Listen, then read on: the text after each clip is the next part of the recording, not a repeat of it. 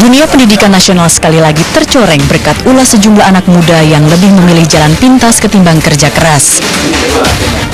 Asriani, seorang alumni Universitas Hasanuddin Makassar ini, rela menggantikan adik kekasihnya sebagai peserta ujian SBMPTN alias joki. Saat tertangkap, ia mengaku terpaksa menggantikan adik kekasihnya ini lantaran berhalangan mengikuti ujian karena sakit. Aksi Asriani terbongkar setelah sebelumnya pengawas mengabsen peserta. Saat ia diminta tanda tangan, pengawas mulai curiga dengan tanda tangan Asriani yang berbeda dengan kartu tes. Asriani tak bisa berkutik lagi setelah ia diminta menunjukkan KTP-nya. Sebelumnya, pelaku juga menggunakan foto palsu yang ditempel di bagian luar laminating plastik kartu identitas peserta ujian yang diwakilinya. Setelah diinterogasi Direktorat Kampus, Asriani yang merupakan alumni sastra Prancis Unhas ini akhirnya diserahkan ke Polsek Taman Lanrea untuk menjalani proses hukum. Menanggapi maraknya praktek perjokian dalam setiap ujian yang digelar pemerintah, Menteri Riset Teknologi dan Pendidikan Tinggi M. Nasir menegaskan tak akan mau bernegosiasi mengingat hal ini sudah masuk dalam ranah tindak pidana.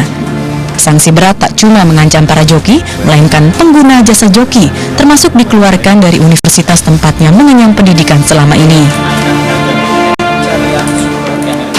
Ini merugikan atau merusak pendidikan tinggi di Indonesia. Oleh karena itu, bagi yang melakukan perjokian harus mendapatkan sanksi yang berat.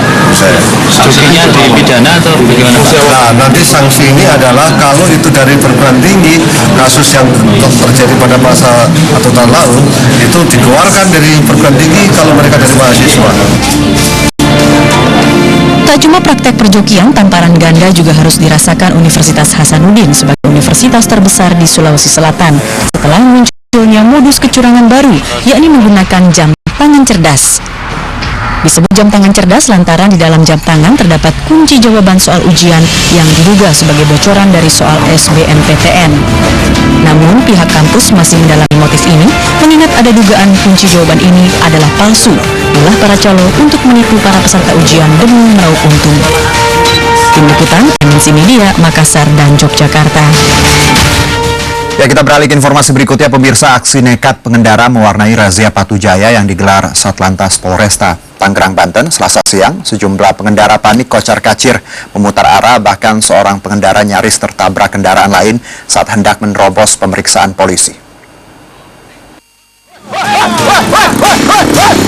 Pengendara motor ini langsung panik dan langsung memutar arah melawan arus saat melihat keberadaan petugas Polresta Tangerang yang tengah menggelar razia di Jalan Raya Jayanti, Tangerang, Banten. Aksi nekat pemuda pengendara sepeda motor ini pun nyaris mencelakakan keselamatan pengendara motor lainnya yang tengah melaju berlawanan arah. Tak hanya itu, tanpa mempedulikan keselamatan dirinya dan orang lain, sejumlah pengendara sepeda motor lainnya pun kocar-kacir untuk berusaha kabur dari pemeriksaan polisi.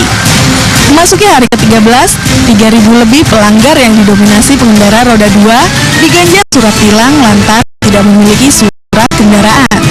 Hasil tindakan selama 13 hari yang ke-13 sebanyak kurang lebih 3.700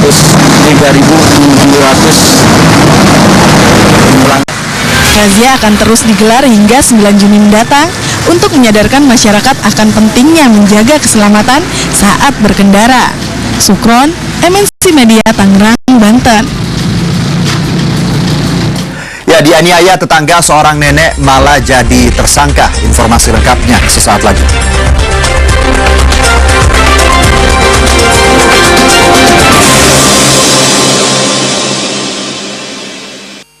Mie sedap soto. When you taste it, you love it. Sariawan, bibir pecah, panas dalam. Gimana? Itu biji tuh. Biji baru bintang